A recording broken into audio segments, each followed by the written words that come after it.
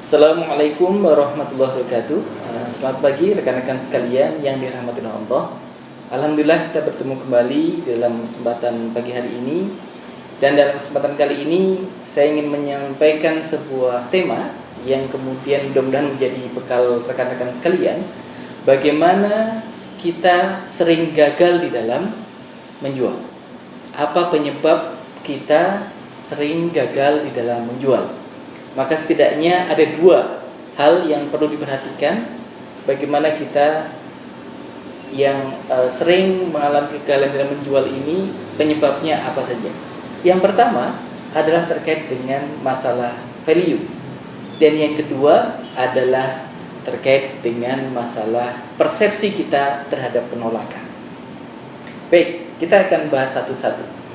Yang pertama terkait dengan masalah value. Jadi rekan-rekan sekalian, secara umum terjadinya sebuah penjualan itu dikarenakan value yang ditawarkan lebih tinggi daripada harga yang harus dibayar. Inilah mengapa kita mengetahui bagaimana produk-produk Apple sedemikian mahal tetapi luar biasa laris karena memang value yang mereka tawarkan lebih tinggi daripada harga yang harus dibayarkan. Mengapa kemudian produk-produk branded yang lain memiliki harga yang semikian tinggi tetapi tetap laris? Ya karena ada value yang ditawarkan. Maka cari value terhadap produk dan jasa kita dan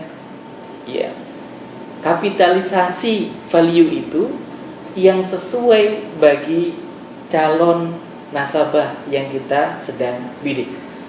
Tentunya kita mendapati bahwa setiap orang memiliki nilai atau value yang berbeda.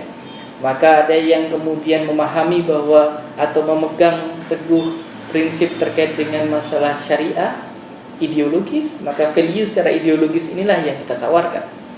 Ada yang memiliki value terkait dengan bagaimana masalah kesejahteraan keluarga, maka bagaimana produk kita tawarkan sebagai solusi untuk kemudian menata kesejahteraan keluarga mereka dan lain-lain. Itu adalah yang pertama. Value harus lebih tinggi daripada harga yang dibayar. Dan yang kedua, rekan-rekan sekalian, adalah persepsi kita terkait dengan sebuah penolakan. Suatu hal yang wajar tatkala kita memberikan penawaran pada calon nasabah kita tidak bisa langsung kemudian diterima oleh mereka.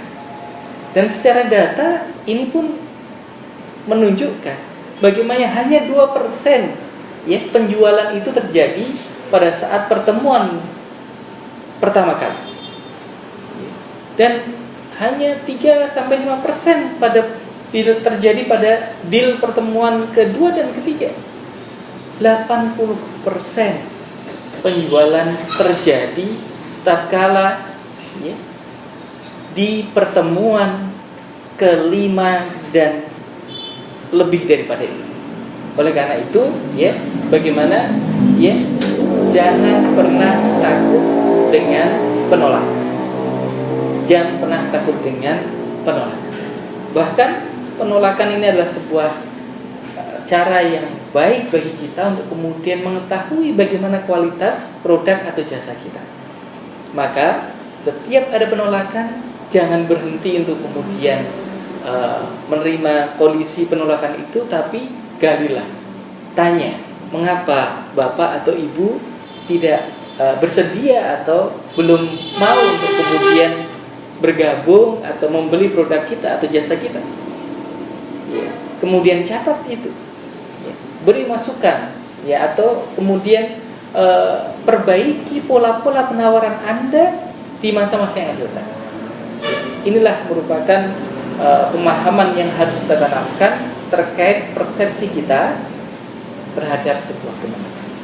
Saya kira dua hal itu untuk kesempatan kali ini, supaya kita tidak gagal di dalam memberikan penawaran atau penjualan kepada calon nasabah kita. Maka dua hal ini harus kita cermati dengan baik. Demikian dari kami. Kurang lebih mohon maaf. Assalamualaikum warahmatullahi wabarakatuh.